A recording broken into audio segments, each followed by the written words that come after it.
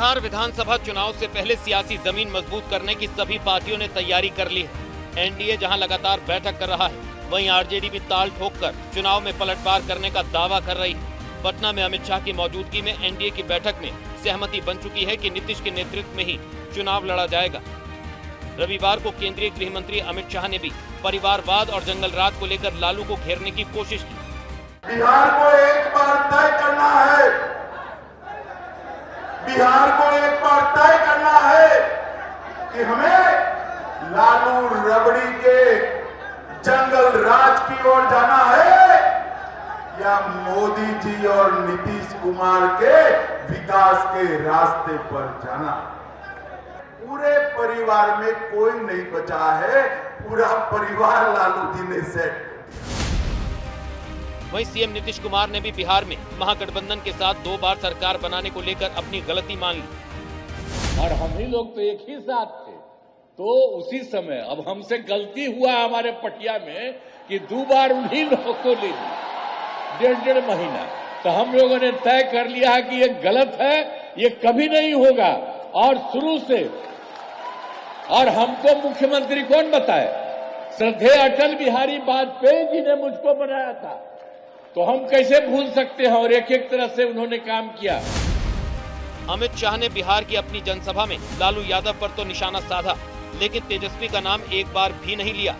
शाह ने लालू राबड़ी के कथित जंगल राज की याद दिलाई तो पीएम मोदी और नीतीश कुमार के विकास राज के बारे में खूब बोला। अब शाह के बयान को लेकर तेजस्वी ने पलटवार करते हुए कहा है कि बिहार को सिर्फ जुमले मिले, लालू राज को कोसना बीजेपी की आदत बन गई। तो जब चुनाव आता है तो केवल घोषणा करते हैं, लेकिन 20 साल में इन्होंने क्या काम किया उसकी गिनती इन्होंने नहीं बताई। और लालू जी को तो गाली देना लोगों का फैशन है, उससे कोई फर्क पड़ने वाला नहीं है। ये लोग झूठ बोलने आए हैं, झूठ बोलेंगे, ठगने का प्रयास करेंगे, जुमलेबाजी करेंगे। इस बीच वक्फ बिल पर संग्राम के बीच बिहार में सियासत की नई तस्वीर देखने को मिली। जेडीयू एमएलसी और नीतीश कुमार के बेहद करीबी गुलाम गौस अचानक राबड़ी आवास पहुंच गए। हालांकि सवाल पूछे जाने पर उन्होंने लालू से व्यक्तिगत संबंधों की दुहाई दी, लेकिन लगे हाथों ये भी कह दिया कि वक्फ विधेयक को मोदी सरकार को वापस ले लेना चाहिए। मैं अपील करूंगा माननीय प्रधानमंत्री से कि इस देश को दोबारा आंदोलन के भट्टी में नहीं झोंकने का काम करें। देश वैसे ही बहुत सारी समस्याओं से जूझ रहा है। गुलाम गौस के लालू से मुलाकात को लेकर बिहार में बयानबाजी भी तेज हो गई। आरजेडी और बीजेपी दोनों ने ही अपने तरीके से दांव खेला। संशोधन विधेयक पर जिस तरह से जनता दल यू का रुख है, या एनडीए के अंदर जो और दल स्वयं को सेकुलर कहते हैं उनका रुख है, उससे कहीं ना कहीं उनके दलों के अंदर में जो मुस्लिम विधायक हैं, जो एमएलसी हैं, उनको बेचैनी है। दलों में जो असमंजस की स्थिति है वो स्पष्ट रूप से दिख रही है। एनडीए में दरार नहीं है, एनडीए एकजुट है। कल ही एनडीए की मीटिंग बिहार में हुई, बिहार यूनिट के एनडीए के नेताओं के साथ। एनडीए एकजुट है और एकजुट रहेगा।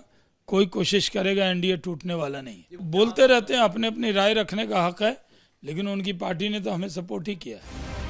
जाहिर है बिहार में चुनाव से पहले ही नेता बयानों के जरिए माहौल बनाने की कोशिश में लगे हुए हैं।